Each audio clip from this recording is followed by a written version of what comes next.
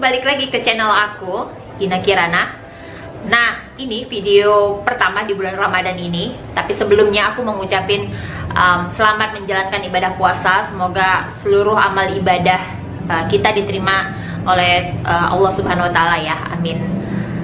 Nah, lalu aku mau ngucapin banyak-banyak terima kasih untuk kalian yang sudah bersedia untuk menonton video-video aku, kemudian like, kemudian share ke teman-temannya. Itu mengapresiasi sekali usaha aku untuk membangun channel ini, dan aku sih berharapnya semoga kalian bisa mendapat manfaat ya dari setiap kali menonton video aku gitu.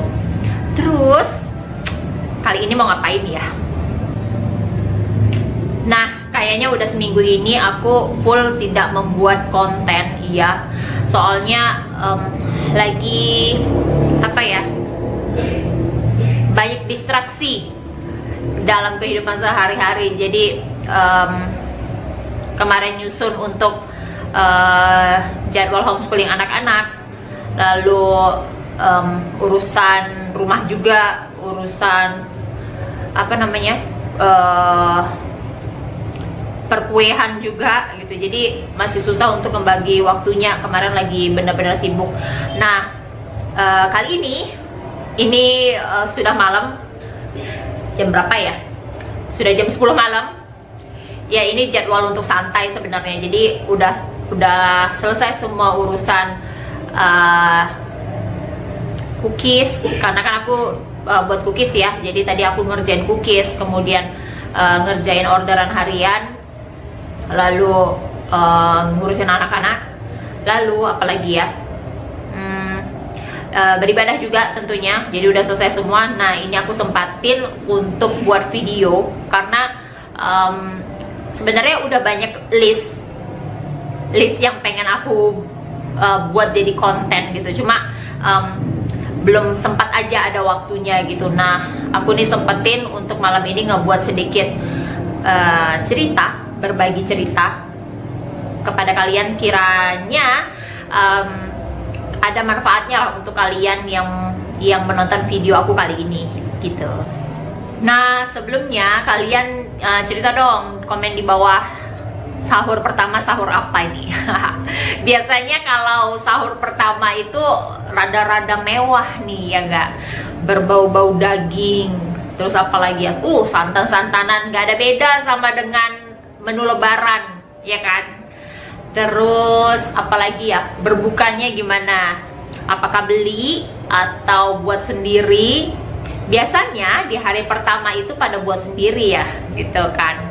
Jadi karena yang pertama itu biasanya istimewa gitu. Jadi hari pertama itu biasanya pada ngumpul semua gitu kan, yang kerja juga nggak lembur. Jadi ada kesempatan untuk kumpul bareng keluarga, dan biasanya pada masak gitu kan, pada nyiapin sendiri dari dapur sendiri gitu. Cerita dong di bawah, kalian berbuka pakai apa, sahur pakai apa di hari pertama puasa. Nah, untuk yang punya anak-anak kecil, gimana pengalamannya? Ini merupakan pengalaman berpuasa yang keberapa bagi si kecil. Terus susah nggak sih dibanguninnya, atau apa ya, full nggak gitu, atau setengah hari, atau mamanya sama papanya maksain untuk berpuasa gitu. Nah, jadi tahun ini itu adalah tahun ketiga untuk anak-anak berpuasa gitu. Dan untuk anak-anak memahami apa itu ibadah puasa. Jadi kalau anak aku yang paling besar, Aska, itu umur tahun ini 9 tahun, kemudian Arsyad itu 8 tahun, Saci itu masuk 7 tahun ini. Di 3 tahun belakangan ini, berarti ini tahun ketiga ya. Nah, 2 tahun kemarin itu puasanya itu ada yang full, ada yang bolong-bolong juga gitu. Nah, kok bisa gitu kan, padahal waktu itu berarti yang paling besar umurnya 8 tahun gitu kan. Karena aku tidak ada pemaksaan gitu, aku tidak pernah memaksakan anak-anak aku untuk berpuasa gitu kan, dengan cara mungkin membandingkan dengan temannya atau dengan sepupunya gitu kan. Nggak pernah gitu. Jadi membandingkan itu misalnya kayak gini nih, tuh lihat tuh si ini puasanya jago sampai full gitu kan, sampai 30 hari full nggak ada bolongnya. No, karena buat aku yang pertama harus dikasih tahu ke anak-anak itu, puasa itu untuk apa gitu. Bukan untuk lomba-lombaan siapa tahan gitu, siapa tahan, siapa yang lebih tahan menahan lapar gitu, enggak gitu. Jadi pengertian dari puasanya itu apa gitu kan, kenapa kita disuruh berpuasa gitu, untuk apa kita berpuasa.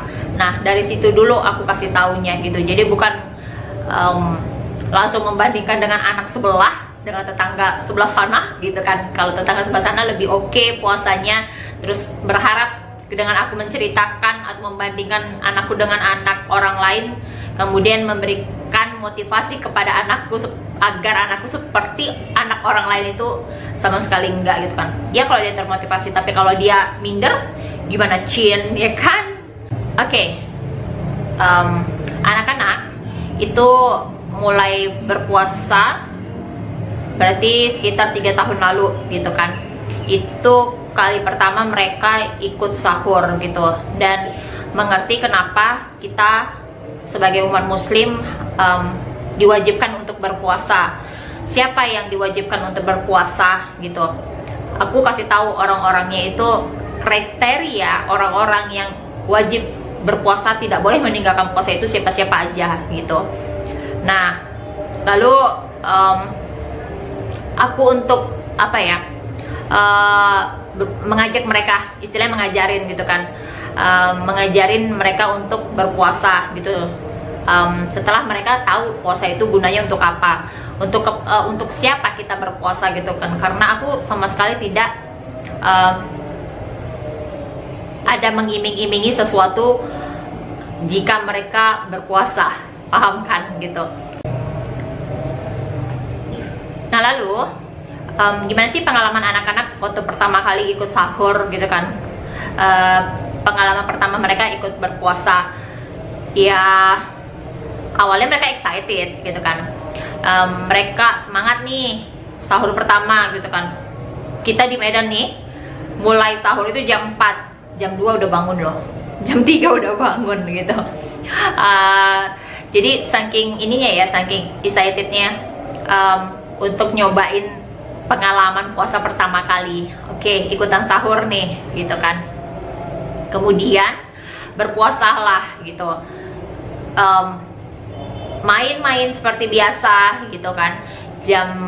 Karena biasanya kalau main haus tinggal minum gitu kan, tapi karena ini berpuasa nggak bisa dong gitu kan. Nah jam 12, jam 1 itu udah mulai berasa nih kan perut, kalau kata Saci au-au gitu. Jadi perutnya bunyi kriuk-kriuk gitu, kemudian dahaga mulai.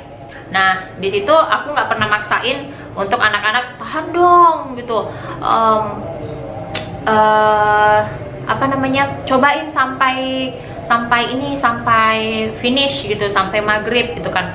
Enggak gitu. Jadi kalau memang mereka udah nggak tahan, ya udah buka puasa aja, nggak apa-apa gitu. Nah itu di tahun pertama banyak puasa setengah hari gitu kan, kayak gitu. Biasanya jadi kalau dulu itu mereka suka tanya, Ma ini kami boleh nggak minum gitu, karena haus sekali gitu kan, tapi nanti lanjut puasa lagi gitu kan. Ya udah nggak apa-apa gitu. Jadi mereka buka puasa karena mungkin kehausan karena kelamaan main, mereka minum, lantas mereka sambung lagi puasanya gitu kan. Ya nggak apa-apa gitu, at least mereka sudah mencoba gitu kan. Kan orang itu nggak harus sempurna langsung gitu kan, namanya belajar ya, ada proses. Sahur susah dibangunin sih enggak ya, nggak pernah ngalamin itu.